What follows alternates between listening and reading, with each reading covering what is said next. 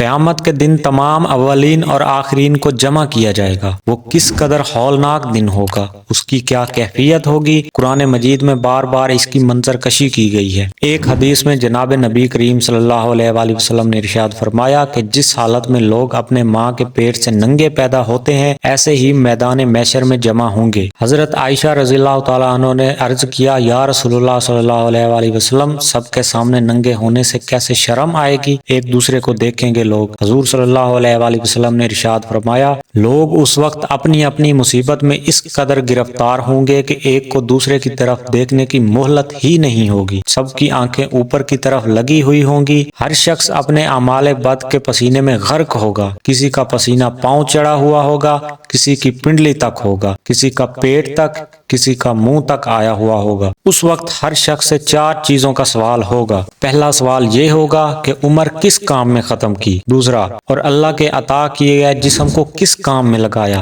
تیسرا یہ کہ دین کا جو علم حاصل کیا اس پر کتنا عمل کیا، چوتھا یہ کہ مال کہاں سے کمایا اور کہاں خرچ کیا، یعنی جائز طریقے سے کمایا یا حرام طریقے سے، اور مال کو اللہ کے حکم کے مطابق خرچ کیا یا نافرمانی کے کاموں میں اڑا دیا۔ پھر وہ دن ایسا پریشان کن ہوگا کہ کوئی کسی کے کام میں نہیں آئے گا، ہر شخص کو اپنی ہی فکر ہوگی۔ ارشاد باری تعالیٰ ہے، قیامت کا دن ایسا دن ہوگا جس دن آدمی اپنے بھائی سے، اپنی ماں سے، اپنے باپ سے اور اپنی بیوی سے اور اپنی اولاد سے بھاگے گا، کوئی کسی کے کام نہ آئے گا، ہر شخص کو اپنا ہی مشغلہ ہوگا جو اس کو دوسرے کی طرف متوجہ ہی نہیں ہونے دے گا۔ اور بھی بکثرت آیات میں انسان کو اس دن کے مصائب کی طرف توجہ دلائی گئی ہے تاکہ انسان اس دن کے آنے سے پہلے ہی اس کے لیے تیاری کرے اور دنیا میں ایسے اعمال اختیار کرے کہ اللہ تعالیٰ کی رضا حاصل ہو۔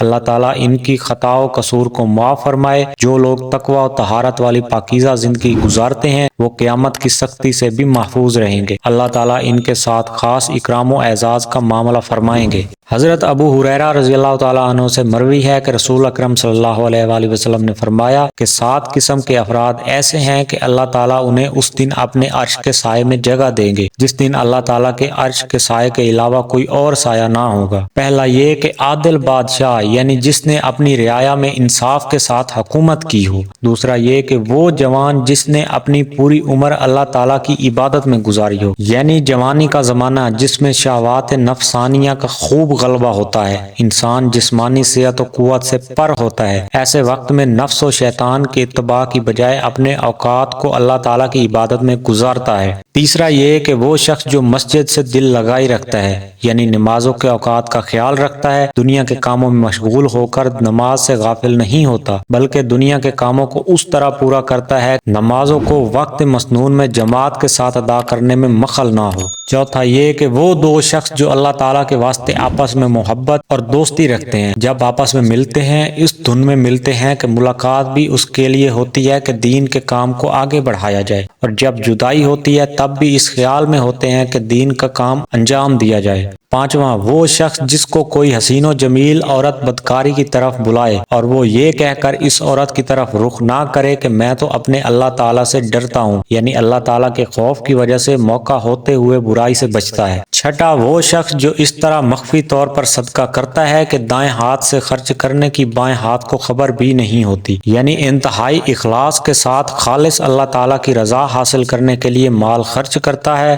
ریا و نمود کا اس میں شائبہ بھی نہیں ہوتا۔ ساتواں وہ شخص جو اللہ تعالیٰ کو تنہائی میں یاد کرے اور اس کی آنکھیں آنسوؤں میں بھر جائیں، تنہائی کی جگہ بیٹھتا ہے اور اللہ تعالیٰ کی بڑائی عظمت اور ان کے انعامات و احسانات کو یاد کرتا ہے اور جنت و جہنم کو یاد کر کے روتا ہے، یا ذکر و تلاوت کے موقع پر روتا ہے، یا اپنے گناہوں کو یاد کر کے روتا ہے، اللہ تعالیٰ سے معافی مانگتا ہے۔ ان اعمال کے علاوہ کچھ اعمال پر بھی آپ صلی اللہ علیہ وآلہ وسلم نے عرش الہی کے نیچے جگہ ملنے کی خوشخبری دی ہے۔ اب ہمارے لیے یہ اعمال خیر کے دروازے کھلے ہوئے ہیں۔ اللہ تعالیٰ سے توفیق مانگتے رہنا چاہیے کہ اللہ تعالیٰ ایسے اعمال صالحہ اختیار کرنے کی توفیق دے جو ہمیں رسوائی سے بچائے اور جنت کا مستحق بنائے، آمین۔ تو ناظرین، مزید ویڈیو دیکھنے کے لیے یہ اوپر اینڈ سکرین پر دی گئی ویڈیو پر کلک کریں اور مزید جان جائیں۔ ناظرین، کیسی لگی ویڈیو آپ مجھے کمنٹ سیکشن میں ضرور بتائیے گا، اور ویڈیو کو لائک اور چینل کو سبسکرائب کرنا بھی نہ بھولیے گا۔ ملتے ہیں اگلی ویڈیو میں، تب تک کے لیے اللہ حافظ۔